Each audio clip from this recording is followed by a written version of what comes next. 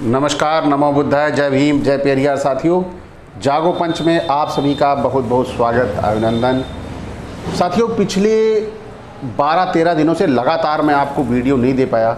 हमारे जो बहुत सारे साथी हैं, मुझसे डायरेक्ट जुड़ाव ना होने के कारण वो लगातार परेशान भी रहे होंगे कि आखिर वीडियो आ क्यों नहीं रहा है।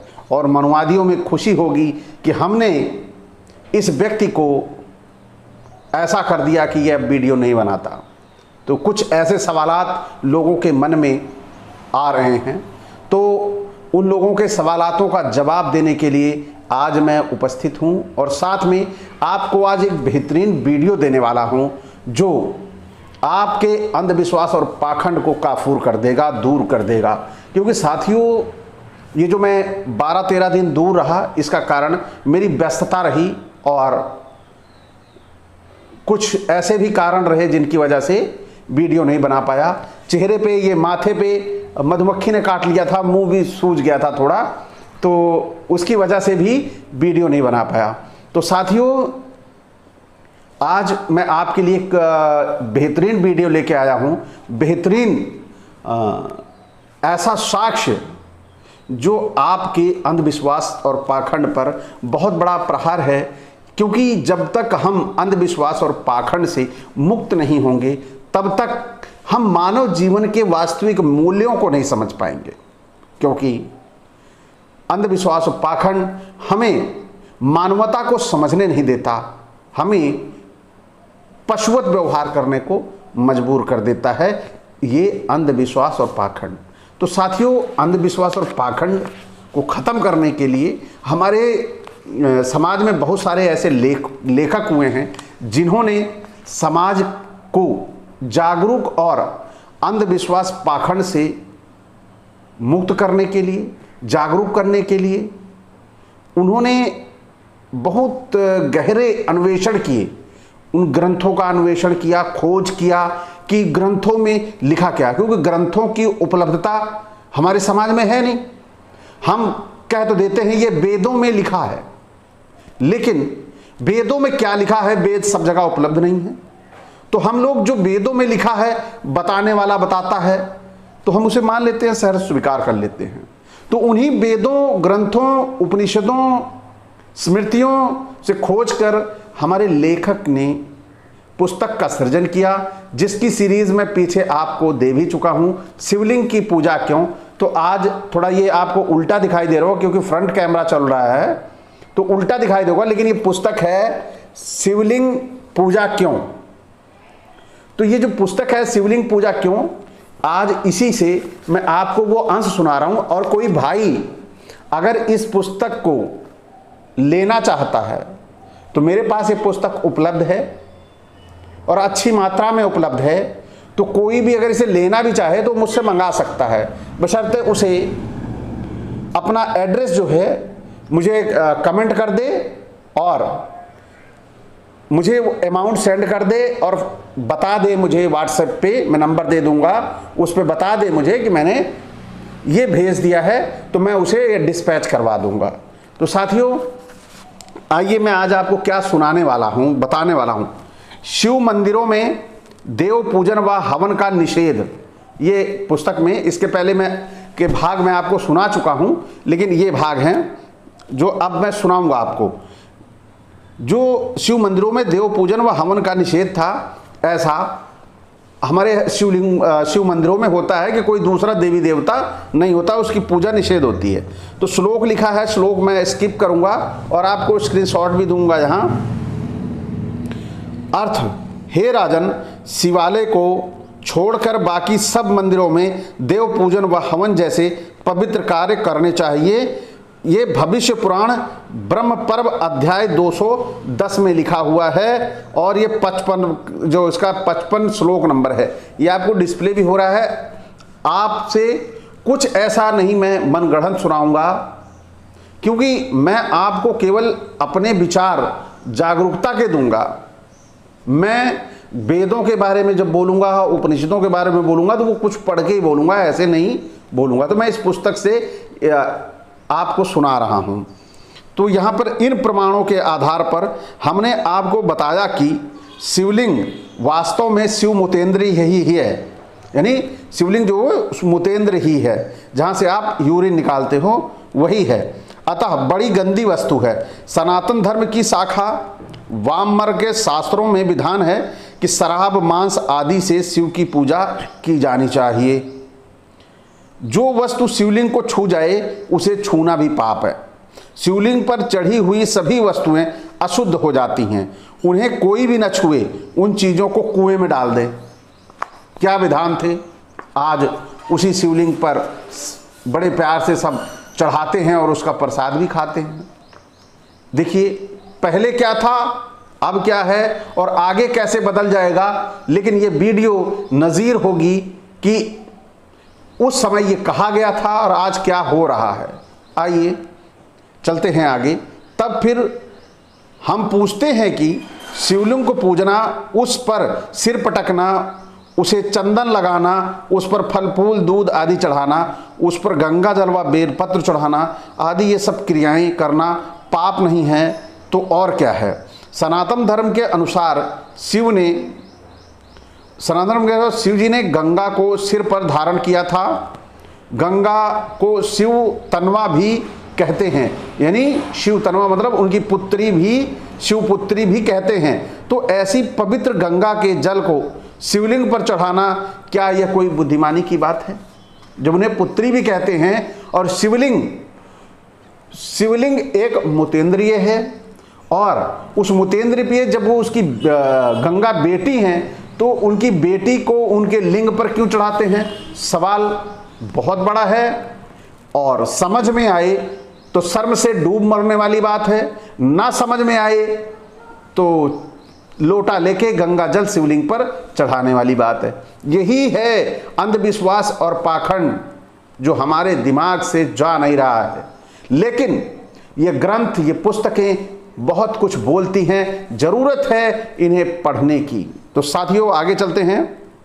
शिव मंदिर में भजन पूजन व हवन का निषेध पुराण ने किया है।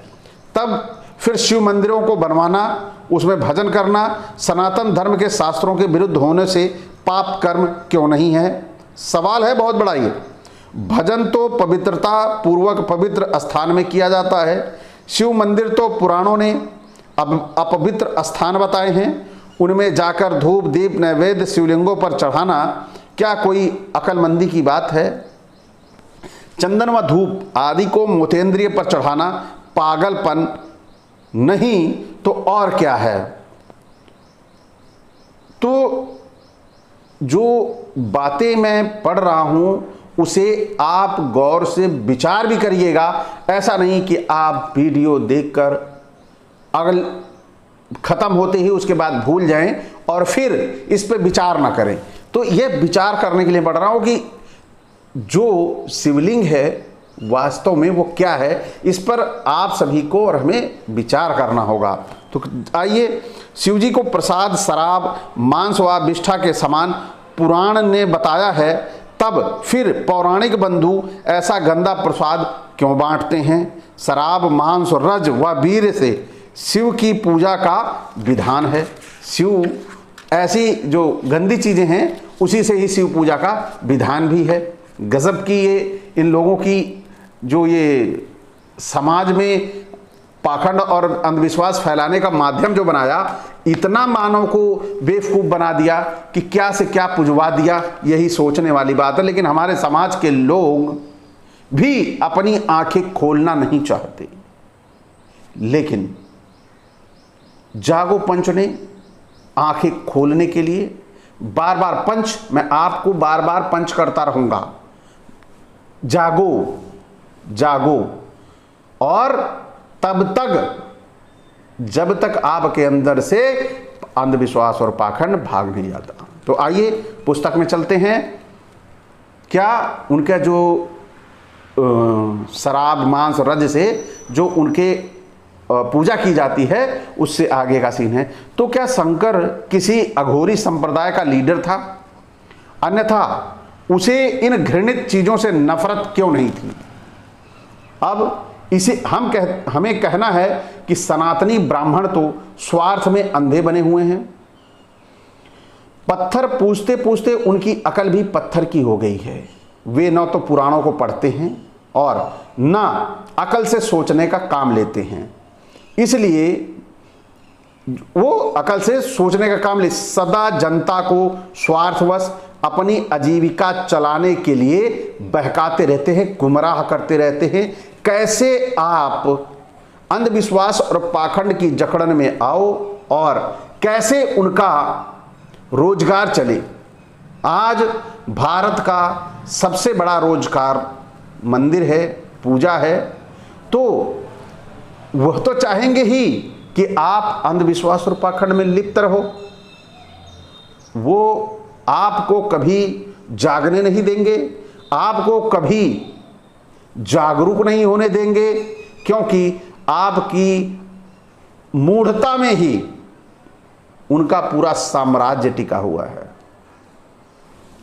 और जिस दिन आप जाग गए, यह पूरा का पूरा वर्ग आपको सीवर साफ करता मिलेगा, दावे के साथ कहता हूं। तो साथियों, आगे चलते हैं।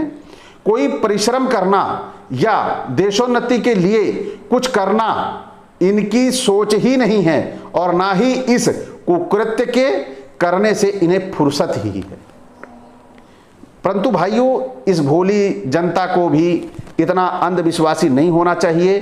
कोई भी चाहे जैसे धर्म के मामले में मूर्ख बनाता रहे, वह भेड़ों के समान उसके पीछे चलकर अपने जीवन को नष्ट करता रहे, यह कोई बुद्धिमानी नहीं है।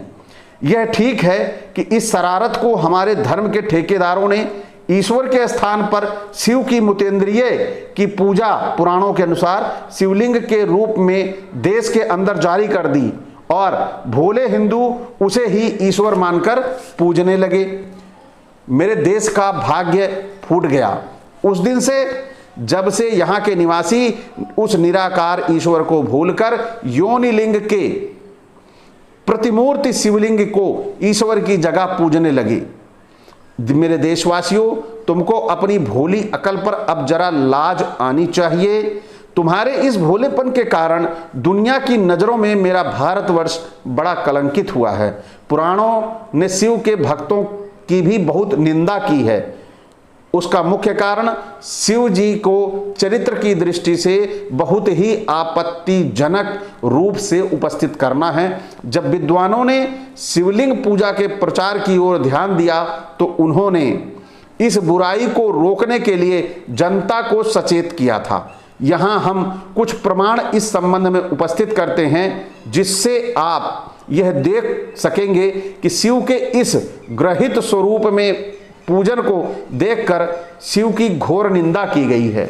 यानी जिस शिव की आप पूजा करते हो उनकी घोर निंदा भी कहाँ की गई है? पुराणों में। और पुराण ही प्रमाण बनते हैं इन ब्राह्मणवादियों के।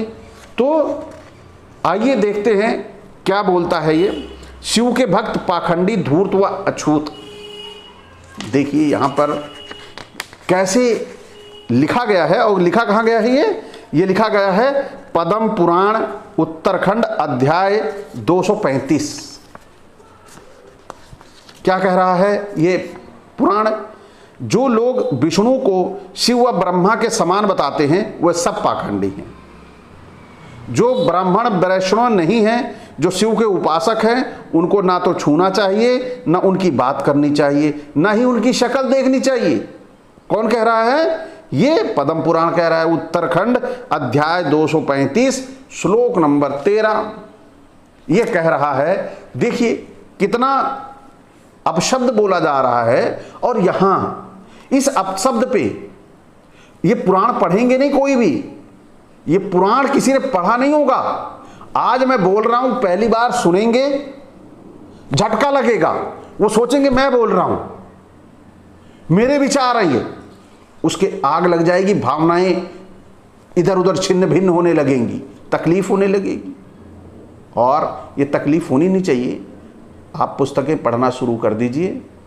निश्चित तौर पर ग्रंथों, उपनिषदों, पुराणों, वेदों को पढ़ना शुरू कर दीजिए। खोज खोज कर पढ़िए, ना मिले गूगल से निकाल के पढ़िए। लेकिन पढ़िए, ये आपको अंधविश्वास और पाखंड से निकालने का काम करेंगे। इसमें सच्चाई लिखी हुई है, इनमें इतनी अय्याशी और इतना कुछ भरा हुआ है। आप देखेंगे कि यह ईश्वरीय वाणी है। वेद पुराण ये ईश्वरीय वाणी नहीं है। ये ईश्वरीय वाणी होती तो पूरे विश्व में होती। ये ईश्वरीय वाणी केवल अपने भारत में ही है, इससे बाहर कोई देवी देवता निकल नहीं पाया। तो हमारे लिए सोचने वाली बात यह है कि आखिर ये यही क्यों रह गए। पाकिस्तान जाने में डर लगता है सभी देवी देवताओं को, आगे फिर अफगानिस्तान आ गया, आगे दुबई, सब ये सब ओमान वगैरह देश आ जाते हैं, तो उस तरफ और डर के नहीं जाएंगे, क्योंकि उधर अल्लाह रहता है और अल्लाह और ईश्वर का कोई परिचय नहीं है, एक दूसरे को जानते नहीं हैं। तो और ये ब्रह्मांड बनाने वाले हमारे ये सभी देवी देवता हैं। तो आइए साथियों, अब यहीं पर आज इस पुस्तक के इस अंश का अंत करते हैं और अगला भाग मैं आपको नेक्स्ट वीडियो में दूंगा।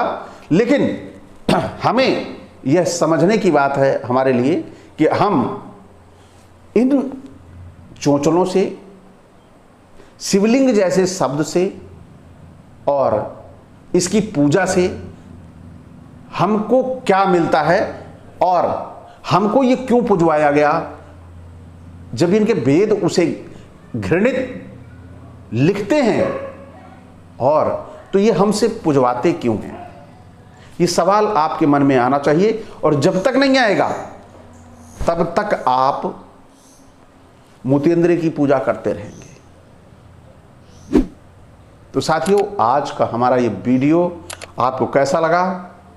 अच्छा लगा लाइक करें, और हमारे जो नए साथी यहाँ तक देखते हुए पहुँचे हैं उनसे आग्रह कि आप हमारा चैनल सब्सक्राइब कर लें, जिससे हमारा वीडियो लगातार आपको मिलता रहे। और यहाँ तक आए हैं तो निश्चित तौर पर आप अंधविश्वास और पाखंड को समझने के लिए प्रयास कर रहे हैं। तो साथियों, बेल आइकन की घंटी भी दबा लीजिए, जिससे नोटिफिकेशन में पहुंच जाए हमारा वीडियो आ गया है। तो इसी के साथ आपसे विदा चाहूँगा। नमस्कार।